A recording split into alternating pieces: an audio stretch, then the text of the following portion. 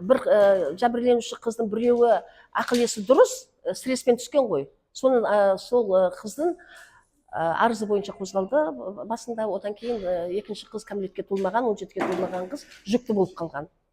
Осы бойынша осы бойынша және үшінші куәгер Ибрагимова деген Диора деген әйел жауап берді. Ол ақыл есі дұрыс келіп, жаңа өзі куәгер берген жауабында күйеуі мен жолдастары келіп, оны мәжбүрлеп, психикалық орталықпен келісіп, 3 күн жатқаны, 3 күнде жаңа жәбірленуші менің қорғауымдағы қыздың айтқан сөздері дәлме-дәл келгені, бірақ өзін зорлау әрекетіне дейін барғызбағаны, сан бақылаушылардың келіп бақылаушының жаңа бір моменттерде кухняға кірген кезде есік магнитпен жабылады, сол моментті аңдып тұрып келіп мені құшақтап, жаңа интимный қатынас жасамақшы болғанда, мен ақыл есімнің дұрыс екенін айтқасын, ол сразу тоқтап қалды дейді. Бірақ мен тиіспегеннен кейін, зорламағаннан кейін арыз жазған жоқпын деп жауап берді.